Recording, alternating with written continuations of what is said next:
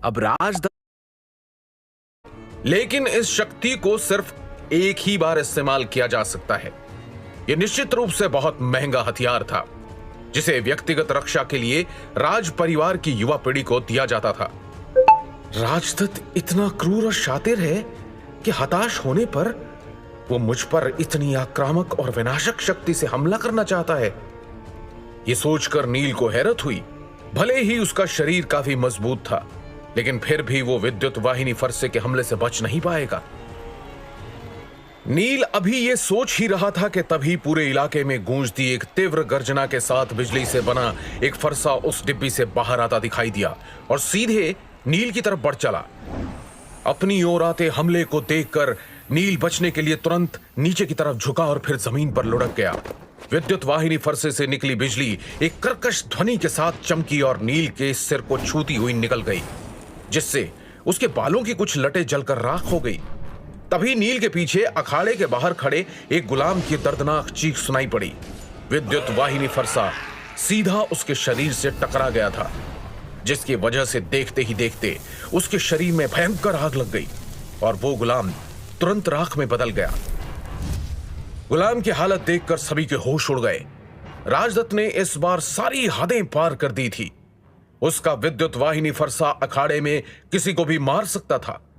जरा सोचिए क्या होता अगर इस हमले में एक गुलाम के बजाय किसी शिष्य या दर्शक की जान चली जाती। राजदत्त ने किसी भी नगरवासी के जीवन को कभी भी गंभीरता से नहीं लिया था।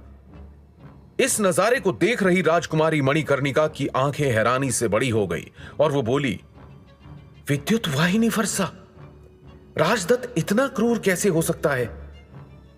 नील वायुपुत्र जमीन से उठा। उसका चेहरा गुस्से की वजह से किसी ज्वालामुखी की तरह लाल दिख रहा था। उसने अपनी मुट्ठी भींच ली और चिल्लाते हुए कहा, तुम मुझे इतनी देर से मार रहे हो, लेकिन अब मैं तुम्हें और खेलने का मौका नहीं दूंगा। अब मेरी पारी है ना? नहीं। अखाड़े में अचानक हुए परिवर्तन को देखकर यजुवेंद्र वायुपुत्र चिल्लाया और ऊंचे मंच से नीचे कूद गया। उसने नील के शरीर की विशेषताओं का थोड़ा बहुत अंदाजा लगा लिया था। यह निश्चित रूप से एक साजिश थी, जिसकी वजह से नील इतने लंबे समय तक जीवित रहने में कामयाब रहा था।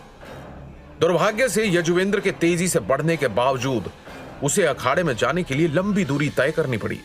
यजुवेंद्र को वहां पहुंचने में लगने वाला समय नील के राजदत्त तक पहुंचने और उस पर हमला करने के लिए काफी था।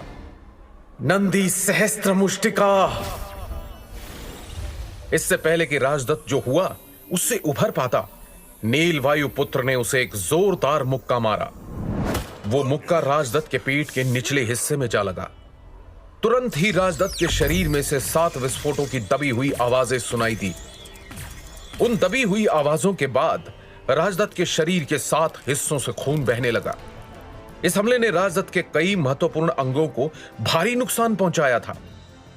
इन चोटों से राजदत्त का जीवन तो खतरे में नहीं पड़ेगा, लेकिन वो जीवन में दोबारा कभी साधना नहीं कर पाएगा। बस एक मुक्का। सुंदरनगर का अहंकारी राजकुमार केवल एक ही वार में हार गया था। मैदान में सन्नाटा पसर गया। किसने सोचा होगा कि जिस गुलाम को सभी ने पिछले 3 वर्षों से बेरहम तरीके से पीटा था, उसके पास इतनी ज्यादा ताकत होगी। कुछ शिष्य जिन्होंने गुलाम के रूप में नील को काफी परेशान किया था, उनकी पीठ पर ठंडे पसीने की बूंदें उभर आई। उन्होंने सोचा कि नील बेहद कमजोर है, इसलिए सभी शिष्यों ने उसे खूब पीटा और परेशान किया था। उन्हें इस बात की बिल्कुल भी उम्मीद नहीं थी कि नील इतने समय से अपनी असली ताकत छुपा रहा था। दर्शकों और शिष्यों के बीच फुसफुसाहट होने लगी थी। उसने राजकुमार राजदत्त को केवल एक मुक्के में ढेर कर दिया। अगर वो मुझ पर हमला करता है तो मेरा क्या होगा? उनमें से कई शिष्यों के मन में ऐसे ही विचार चल रहे थे। इधर पूरे मुकाबले को ध्यान से देख रही राजकुमारी मणिकर्णिका भी हैरान थी। उन्हें भी उम्मीद नहीं थी कि नील अभी तक अपनी ताकत छुपा रहा था। अगर राजदत्त उस पर वो जानलेवा हमला नहीं करता तो शायद नील अभी तक चुपचाप मार खा रहा होता। साथ ही वो राजदत्त की क्रूरता देखकर भी हैरान थी। जहां मुकाबला शुरू होने से पहले तक वो उसे एक अच्छा इंसान समझ रही थी, वहीं अब वो उसकी नजरों में क्रूर और किसी की परवाह ना करने वाला निर्दयी इंसान बन गया था। वहीं अखाड़े में जमीन पर गिरे हुए राजदत्त के चेहरे के भाव भी अविश्वास में बदल गए थे। पहले उसने सोचा था कि नील किसी 3 साल के बच्चे की तरह है जो बस चुपचाप मार खा सकता है। राजदत्त ने मान लिया था कि उसे हराना बहुत ही आसान होगा, फिर वो इतना गलत कैसे हो सकता था? उसने दिव्य आशीर्वाद वाली गोली भी खाई थी, जिसकी वजह से उसकी साधना की गति नील की तुलना में कई गुना तेज थी। राजदत्त को अपने पैरों में कमजोरी महसूस हुई और वो चाहकर भी जमीन से उठ नहीं पा रहा था। यजुवेंद्र हड़बड़ाकर जल्दी से राजदत्त के पास गया और उसने उसे अपनी बाहों में भर लिया। राजदत्त, मेरे बेटे, क्या तुम ठीक हो? मैंने इसे सिर्फ घायल किया है, यह मरेगा नहीं, नील वायुपुत्र ने धीमे स्वर में लेकिन आत्मविश्वास के साथ कहा। यजुवेंद्र ने सिर ऊपर उठाया। उसका कोमल और शिष्ट चेहरा अब क्रोध से लाल हो गया था। पहले उसने कुछ लोगों को बुलाकर राजदत्त को वैद्य के पास ले जाने का आदेश दिया और फिर नील की ओर इशारा किया और गुस्से में गरजते हुए बोला, तुमने मेरे बेटे को चोट क्यों पहुंचाई? तुम दुष्ट और धोखेबाज हो। ओह, तो अब एक धोखेबाज बताएगा कि दुष्टता क्या होती है। हर कोई जानता है कि डेथ मैच खतरनाक ही होता है। हमें तब तक लड़ना पड़ता है जब तक कि हम में से एक मर ना जाए। आपको तो मेरा शुक्रिया अदा करना चाहिए कि मैंने उसे केवल घायल किया है, नील ने गंभीरता से कहना जारी रखा। अब जब मैं राजदत्त वायुपुत्र के खिलाफ मुकाबला जीत चुका हूं, तो सुंदरनगर के नियमों के अनुसार मैं अब गुलाम नहीं हूं। मैं सुंदरनगर से बाहर जाने के लिए स्वतंत्र हूं। मैंने इतने सालों तक तुम्हें जीने दिया और तुम मुझसे इस तरह की बात कर रहे हो? मुझे उम्मीद नहीं थी कि तुम इस हद तक आगे बढ़ जाओगे।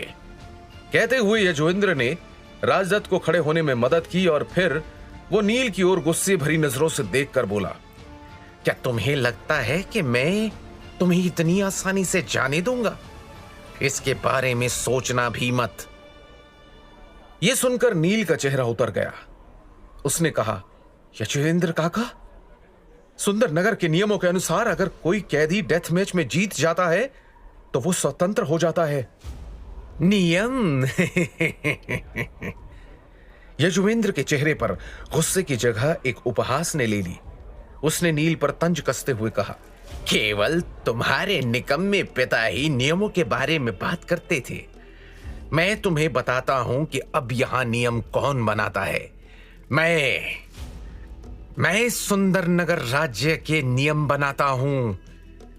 अपने चाचा की फितरत को नील अच्छे से समझता था। वो जानता था कि पीठ पीछे वार करना, षड्यंत्र रचना, ऐसी चीजों में ये लोग माहिर थे। लेकिन उसने कभी नहीं सोचा था कि उसके चाचा की हिम्मत इतनी बढ़ जाएगी कि वो सबके सामने इस तरह की नाइंसाफी करेंगे। नील वायुपुत्र का खून खौलने लगा। यजुवेंद्र ने नील के पिता के साथ जो किया था उसके लिए वो अपने सामने खड़े अपने सौतेले चाचा को मार देना चाहता था, लेकिन उसने खुद पर काबू रखकर सही समय का इंतजार करना बेहतर समझा, क्योंकि वो जानता था कि फिलहाल उसकी शक्ति अपने पिता की मृत्यु का बदला लेने के लिए पर्याप्त नहीं थी। इस लक्ष्य को हासिल करने के लिए नील को सुंदरनगर को छोड़कर जाने की जरूरत थी और उसके लिए उसे मजबूत होने के लिए अभ्यास और पर्याप्त समय की जरूरत थी। नील ने शिष्य मूल्यांकन दिवस से उम्मीदें लगा रखी थी।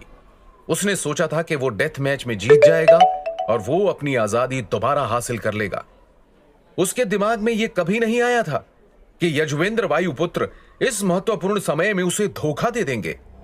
उसने इतने लंबे समय तक अपने साथ हो रहे अन्याय को सहन किया था और अब अंततः जब वो फिर से आजाद होने वाला था, तब उसके चाचा के क्रूर शब्दों ने नील की सभी आशाओं को मिट्टी में मिलाकर रख दिया था। उसने पिछले 3 वर्षों में झेले सभी कष्टों के बारे में सोचा। मैं भी कितना भोला हूं। मुझे यकीन नहीं होता कि मैंने तुम जैसे नीच व्यक्ति से यह उम्मीद कैसे कर ली कि तुम नियमों का पालन करोगे। मैं तो यह भूल ही गया था कि तुमने तो अपने पिता समान बड़े भाई को ही मार डाला, उनके राज्य को भी छीन लिया और हमारे पुरखों की धरोहर को अवैध रूप से अपने बेटे और भतीजे में बांट दिया। तुम तो इंसान कहलाने के लायक भी नहीं हो। तुम नीच हो चाचा यजुवेंद्र।